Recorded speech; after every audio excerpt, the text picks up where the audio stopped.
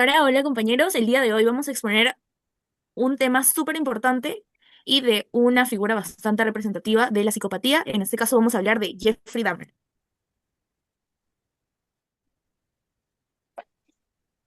Biografía. Bueno, Jeffrey Lionel Dahmer, más conocido como el monstruo de Milwaukee, nació el 21 de mayo de 1960 en Estados Unidos, Wisconsin. Fue el primero de dos hijos. Su madre, Joyce Annette, fue una instructora de máquinas de teletipo y su padre, Lionel Herbert Dahmer, un químico investigador. Se indica que durante la primera infancia fue privado de atención desde muy pequeño, ya que su padre viajaba constantemente y su madre sufría de depresión justamente por el síndrome de posparto. A la edad de 10 años fue sometido a una doble operación, por lo cual se volvió introvertido y solitario. Esta operación fue justamente por una hernia que tenía en el escroto. Siguiente, por favor.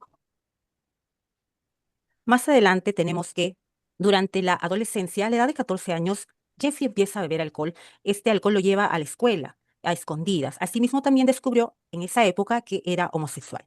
A la edad de 16 años, tuvo su primera fantasía de asesinar. Esperó a un corredor que pasaba por su casa con un bat de béisbol, pero este atinó a justamente ir por otro camino, por lo que él se sintió frustrado y más adelante comentó que fue su primera frustración en cuanto a un asesinato.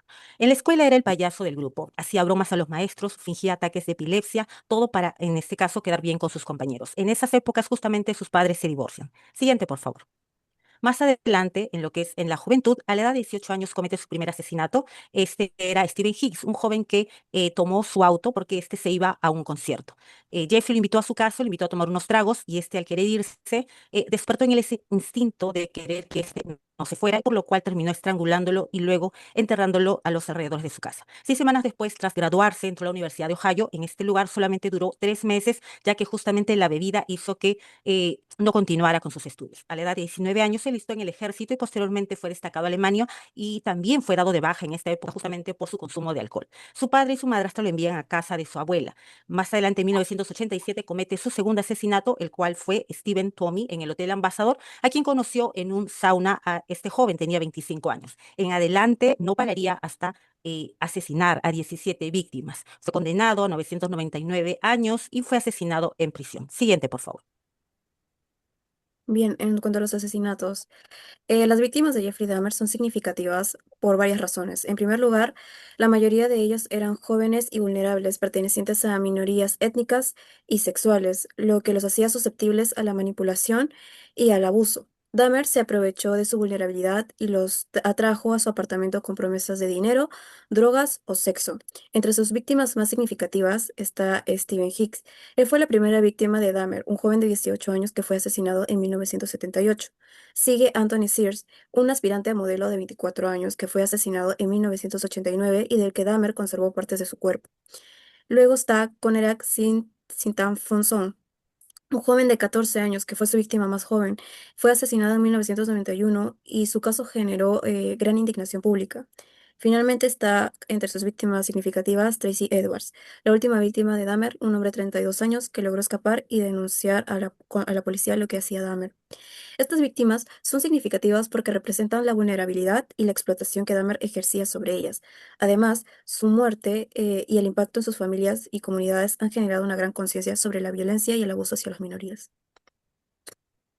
Bien, el modus operandi. La selección de víctimas. Escogía sobre todo a hombres jóvenes, frecuentemente adolescentes. Prefería lugares como bares, centros comerciales, salas de videojuegos o calles cercanas a su vecindario. A menudo seleccionaba personas en situación de vulnerabilidad, es decir, con personas que tenían problemas de economía, social o familiar.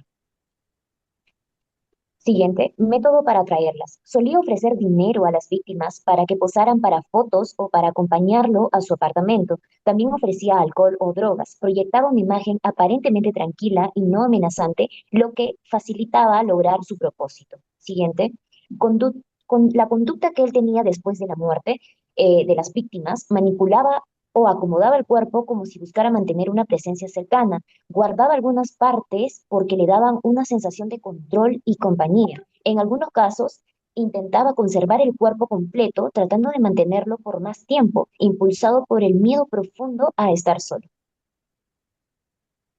Y aquí vamos a la pregunta. ¿Cómo lo atraparon a Jeffrey Dahmer, el asesino serial de Wisconsin? Bueno, noche, Dahmer logró convencer a Tracy Edwards, un hombre de 32 años, que fue a su departamento. Una vez que Daphne intentó someterlo con esposas y lo amenazó con cuchillo, también consiguió mantener la calma y en un descuido Daphne escapó del departamento. La intervención policial, más que todo, fue que dos policías en la calle estuvieron y él le explicó qué había ocurrido en el departamento. Tanto que Daphne, no, la persona dice que fue a ver a las policías para que vayan al departamento y el olor fue fuerte y encontraron un barril y fotografías de Polaroid de cuerpos desenrangados. Y lo que encontraron después de registrar el lugar, el policía descubrió restos humanos, como en el refrigerador o congeladora, y también cráneos, huesos y fotografías. En el juicio, más que todo, comenzó el 30 de enero de 1992 en Milwaukee, que se declaró culpable pero mentalmente enfermo por 15 a 17 asesinatos que cometió. Los puntos claves del juicio, más que todo en la defensa, es que argumentó que sufría trastornos mentales severos como necrofilia o trastornos de la personalidad, ya que impedían distinguir entre el bien y el mal. En cambio, la fiscalía sostuvo a que Daphne actuaba en plena conciencia y que sus crímenes estaban planificados, ya que lo mostraba con control y racionalidad. El veredicto del 15 de febrero de 1992 fue declarado culpable y plenamente responsable. En la sentencia, tuvo 15 cadenas perpetuas consecutivas, ya que después recibió una condena perpetua por un asesinato anterior de su primera víctima, que fue Stephen Hicks. En la vida de la prisión actualmente, como vemos, bueno, ya está muerto, no está vivo y falleció en 1994, por lo que no existe actividad presente.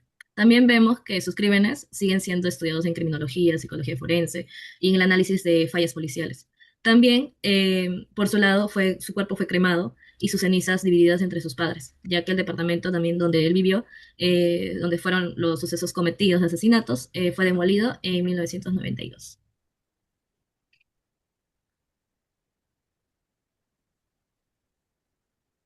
Ya, ahora vamos a hablar sobre el perfil psicopático. Presenta rasgos compatibles, en este caso, con el trastorno antisocial de la personalidad.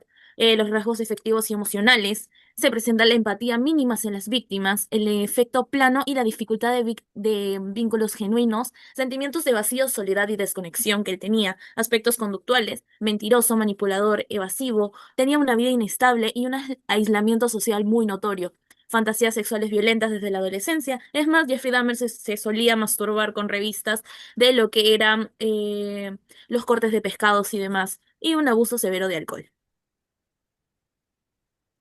En cuanto a la relación con la psicopatía, Dahmer no es un psicópata clásico, encantador, que presenta rasgos mixtos. Él presentaba impulsividad, la falta de remordimiento, y es más, hasta Dahmer practicó lo que es el canibalismo. Rasgos no psicopáticos, la ansiedad, la baja autoestima, la dependencia emocional. Y en conclusión, Dahmer presenta un perfil psicopático parcial motivado por el control, fantasía y necesidad de compañía.